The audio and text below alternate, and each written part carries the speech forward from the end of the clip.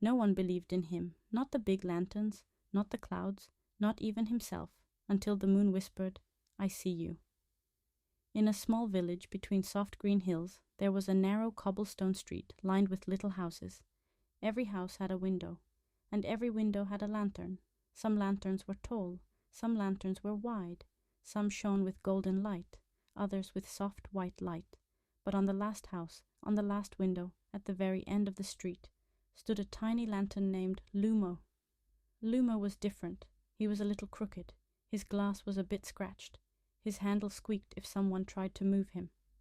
And his light? It was not big, not strong, not dazzling. It was a small, warm, wobbly glow that looked like a shy smile in the dark. Every evening, when the sun went down, grown-ups would light the lanterns in the village. The big lanterns flared up proudly. They loved to shout with their light, "Look at me, I am the brightest." But Lumo's flame just flickered softly like a tiny heartbeat. Sometimes the other lanterns whispered, "He's so small. His light is barely there. Does he even help anyone see?" Lumo heard them. He didn't say anything, but deep inside, his little flame felt a little smaller, still.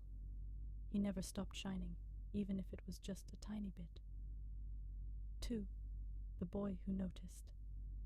In the house behind Lumo's window lived a little boy named Milo.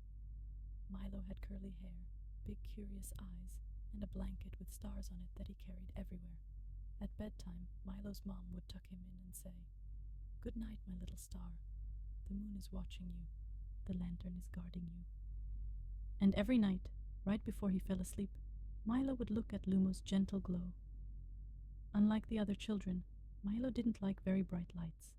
They hurt his eyes and made him feel awake. But Lumo's tiny light was perfect, soft, gentle, sleepy. One night, Milo whispered to Lumo, "You're my favorite lantern. You're not too bright. You're just cozy." If Lumo could blush, his glass would have turned pink. No one had ever called him cozy before.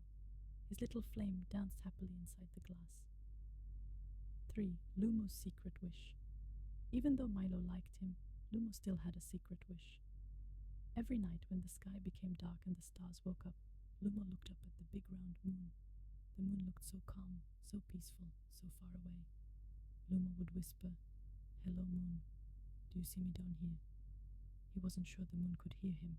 After all, he was just a tiny lantern on the last window of the last house on the quietest street. But still, every night, before his flame grew sleepy, Lumo made the same wish. "I wish I could be close to you, moon, just once, even for a moment."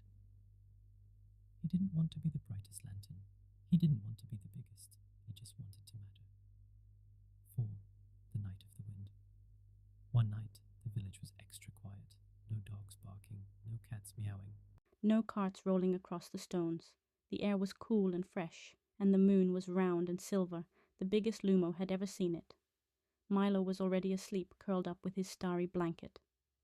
Lumo looked up at the sky and sighed, "Moon, if you can hear me, tell me, does my little light make any difference at all?" For a moment, nothing happened. And then, a very soft breeze touched Lumo's glass. It sounded like a whisper.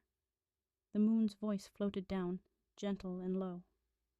"Little lantern, I see you." Lumo's flame jumped. You do?" he stuttered. The moon replied, "Every night I look at the world. I see big lights and small lights, shouting lights and quiet lights. Your light is small, but it is sweet and kind. It glows like a lullaby." Lumo didn't know what to say. No one had ever spoken to him like that.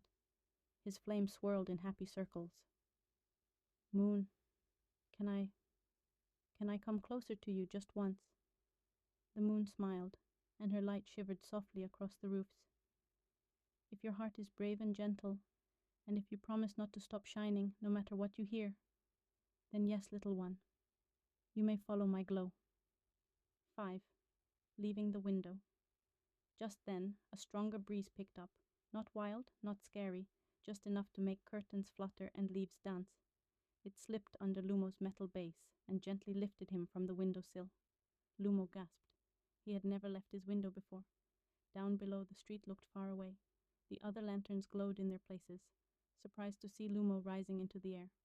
"Where is he going?" one asked. "He's too small to go anywhere," said another. "He'll go out in a second," muttered a third. Lumo felt their words like cold drops of rain. For just a moment his flame shrank, almost fading. But then he remembered Milo's soft voice. "You're my favorite lantern. You're cozy." And he remembered the moon's whisper. "Your light is sweet and kind." He took a tiny, invisible breath. His little flame steadied. And up he went, higher and higher, above the windows, above the rooftops, into the open night. 6. The sea of sleeping houses. From high above, Lumo could see the entire village.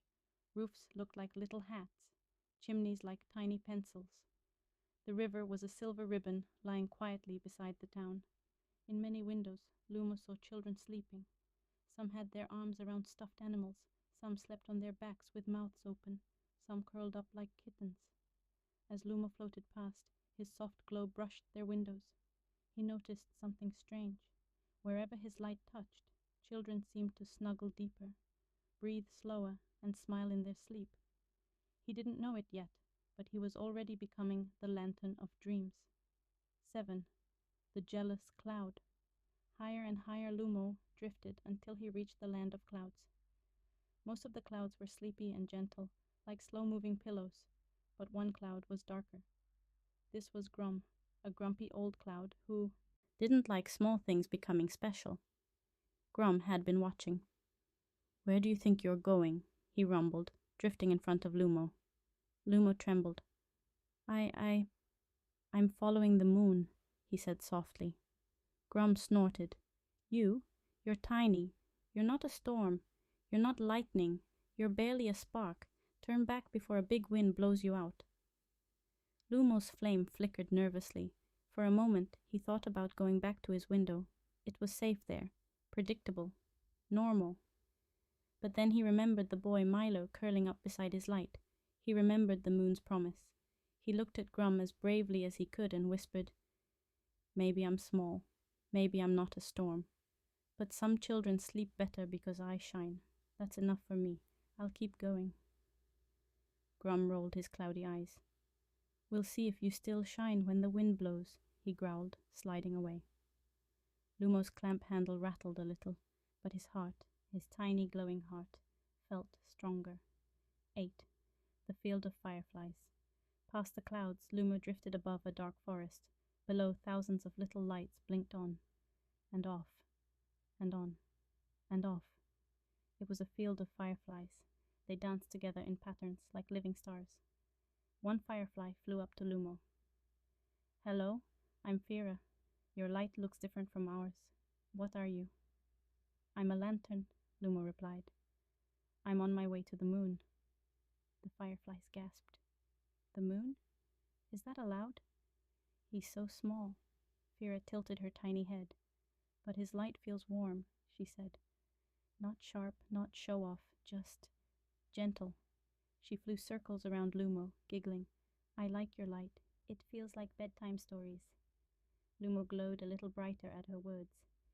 He spent a few moments floating above the fireflies as they formed shapes in the air for him. A star, a heart, a little lantern. Then Fira bowed. "Go, Lumo. The moon is waiting. When you see her, tell her the fireflies say good night." "I will," Lumo promised, and off he drifted again into the night sky. 9. The moon's gentle embrace. At last, after passing clouds and forests and sleepy towns, Lumo reached the moon. She was enormous up close, round and silver, her surface full of soft hills and secret shadows. Her glow was not harsh. It was like milk and snow and whispered songs all mixed together. Lumo's little flame trembled with awe. "Moon, I'm here," he whispered. The moon smiled, her light wrapping around him like a hug. "You are," she said. "You followed my glow. You did not listen to cruel voices. You stayed gentle and brave." Lumo's glass warmed with happiness. "But I'm still small," he said quietly. "I'm not bright like you." The moon's voice was soft, like a hand stroking a child's hair. Listen carefully, little one. I have stars for company. I have big lights and galaxies. But sometimes the gentlest lights are the ones that reach human. Hearts. Down below, children fall asleep more easily with your glow. Parents feel calmer. Night feels softer. You are not here to blind the world. You are here to comfort it. Lumo's flame swelled with emotion. He hadn't known. He hadn't realized that all this time his small light had been helping so many. 10. The gift of dream light.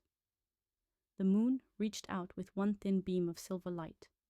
It flowed into Lumo through his glass, through his flame, into his very center. For a moment, he shone brighter than ever, not like a harsh spotlight, but like a warm, glowing hug. From now on, the moon said kindly, you are not just a lantern. You are a keeper of dreams. When you shine, children will feel safe. Their worries will grow smaller. Their dreams will grow kinder. Remember, the world does not only need big lights, it needs gentle ones too. Lumo felt something new inside, a steady, peaceful warmth that would never go out, even when his flame flickered low. 11. Coming home. Gently, the moon lowered Lumo back down towards the sleepy village. He drifted past clouds, past flocks of birds resting on treetops, past rooftops back to his little window. Inside, Milo turned over in his sleep, mumbling words no one could understand. Lumo landed softly on the sill. His handle made a tiny clink sound. Milo's eyes opened just a little. He saw Lumo's glow, warmer than ever, soothing and calm. In a sleepy voice, Milo whispered, "You're back. You look happier." Lumo's flame flickered kindly, almost like a nod. Milo smiled in his half-dream. "You know, I had a dream I was flying with the moon," he murmured. "Maybe you were there." Then he snuggled into his starry blanket and drifted back into deep, peaceful sleep. Outside, the other lanterns noticed Lumo. His light was not bigger. It did not outshine them, but somehow it felt different, calmer, warmer, like a song you wanted to listen to with your eyes closed. One of the lanterns whispered, "He's still small, but his light feels special." Another replied, "Maybe being special isn't about being the brightest." 12. Every night. After. From that night on, Lumo had a new purpose. Every evening, when the sun slipped away and the first star appeared, Lumo would feel the moon's gentle attention on him. He would glow softly, sending out invisible threads of comfort to all the children in the village. To the little girl afraid of the dark, to the boy who worried about school, to the baby who didn't like loud noises, to Milo, who liked cozy light and starry blankets. Some nights, mothers would whisper, "They fell asleep so quickly tonight." Some fathers would say, "It feels so peaceful in here." No one knew exactly why, but the moon knew, and Lumo knew. 13. A message for every child.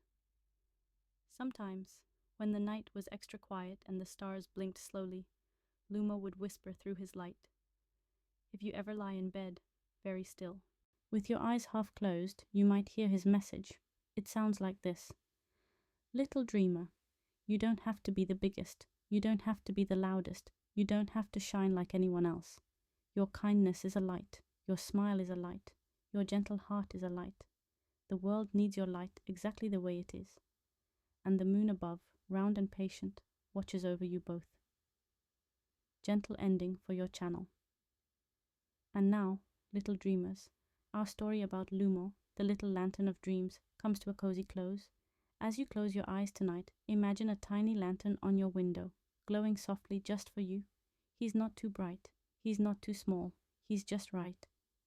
"Good night, little dreamers," Lumo whispers. "May your worries be tiny and your dreams shine bright." From Gentle Dream Story Hub. Sleep well, dream soft, and we'll meet again.